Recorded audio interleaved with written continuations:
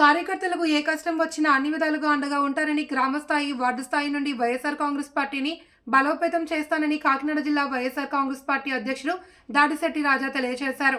నూతనంగా కాకినాడ జిల్లా పార్టీ అధ్యక్షుడిగా నియమితులై మొదటిసారి పిఠాపురం నియోజకవర్గానికి వచ్చేసిన ఆయన పట్టణంలోని మహారాజా కోట ఆవరణలో గల కాంగ్రెస్ పార్టీ కార్యాలయాన్ని సందర్శించారు.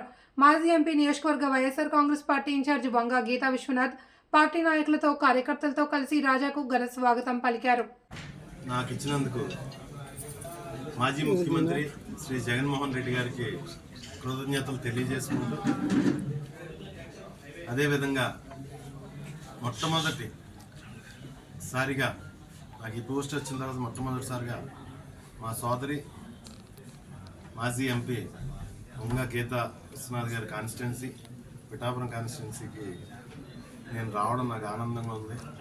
ఇక్కడ దేవదేవుడి ఆశీస్సులు తీసుకుని కార్యక్రమాల్లో స్టార్ట్ చేయడం ఎంతో సంతోషంగా ఉంది.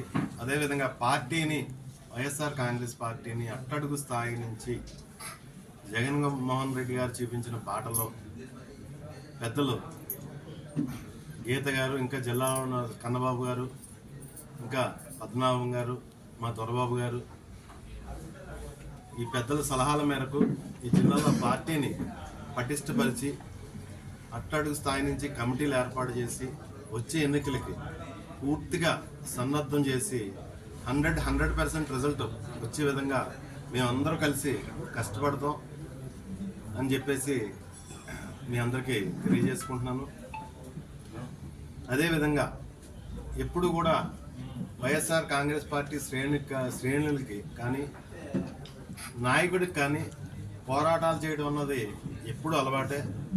ఖచ్చితంగా బాధ్యతాయుతమైన ప్రతిపక్షంగా మా వంతు బాధ్యత నిర్వర్తిస్తామని చెప్పి తెలియజేసుకుంటూ సెలవు తీసుకుంటాం.